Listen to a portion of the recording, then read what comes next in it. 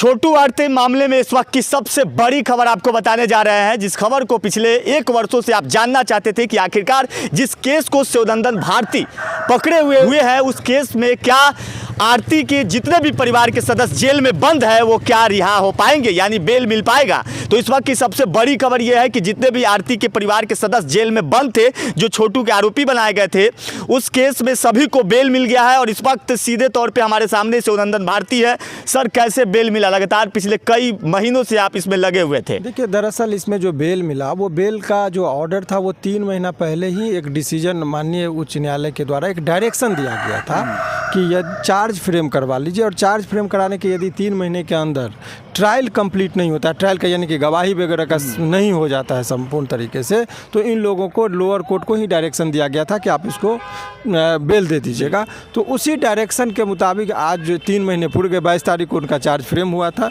और जैसे 3 महीना इनका पूरा गया, उस आवेदन को लगाया गया वो ऑर्डर के अनुपालन में, चूँकि वो क्लियर का डायरेक्शन था, इसमें कहीं कोई दुविधाजनक बातें नहीं थी।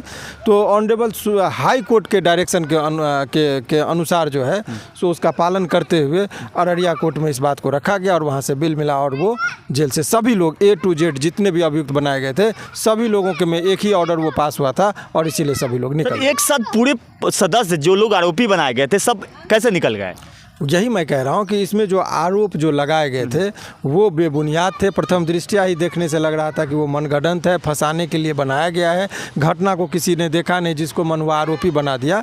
तो ये तमाम तरह का चीज़ जो है सो माननीय न्यायालय में रखा गया। देखिए, यदि उसकी एक हत्या और वध 2 अलग अलग चीज़ होती है। वध का मतलब राम को यदि कहिएगा तो रावण को जो है सो वध कहते, ये नहीं कहे कि राम ने रावण का हत्या किया। तो हमारे लॉ में भी एक मर्डर और culpable homicide not amounting to murder में 2 अलग अलग चीज़ें होती है। तो उसका भी एक उस एंगल से भी बातें को रखा गया। लेकिन ये सब ट्रायल में और भी बातें रखी जाएंगी। अभी फिलहाल आप ये समझिए कि जितना प्रथम दृष्टया केस को स्थापित होने के लिए मटेरियल चाहिए वो इस केस में नहीं था। पूरी तरीके से FIR को ही देखने से और 164 के बयान को ही देखने से लग रहा था कि मनगढ़ंत कहानी बनाई गई है। बेवजह लोगों को फंसाने के लिए ये जो है सो बातें बना के केस की गई थी। इस चीज़ का पर्दाफाश हो गया और माननीय न्यायालय ने इस बात से कन्विंस होते हुए उनको जो उचित निर्णय लगा। और इसमें हम लोगों को पहले भी न्यायालय से पूरी उम्मीद थी और उसी उम्मीद पर आज जो है सो हम लोगों का काम हुआ और पूरी। लेकिन छोटू की तो वहाँ पे मौत हुई थी, उनके घर से ही बरामद हुआ। बहुत बढ़िया। देखिए, मौत होना, लाश बरामद को यदि चोर आपके घर में घुसता है और उसी टाइम उसका हार्ट अटैक हो जाता है और मर जाता है, तो क्या उस घर का मालिक जिम्मेदार होगा? कोई डकैत घुसा और उसी टाइम उसको हार्ट अटैक हो गया और मर गया, करंट लगा और वो मर गया। घर में घुसा, मान लीजिए तार है, कोई नंगा तार है, उसमें छुआ और वो मर गया, तो क्या मालिक को भी जिम्मेदार होना चाहिए?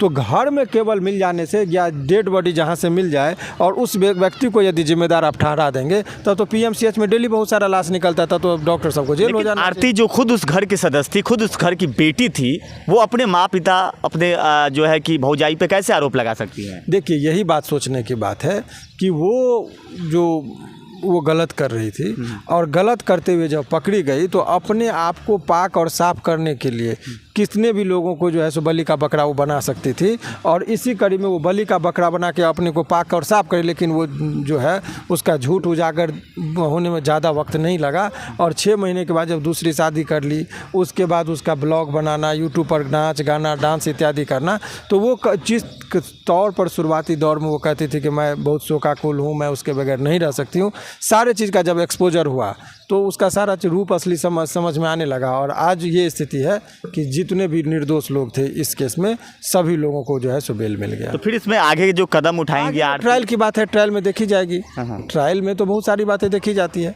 तो जब ट्रायल होगा तो उस टाइम में देखा जाएगा कि इसमें क्या हो सकता है। चलिए, तो शिवनंदन भारती थे साफ तौर पे आरती छोटू केस में। जो आरती के परिवार के लोग जो जेल में बंद थे उनको बेल मिल गया है।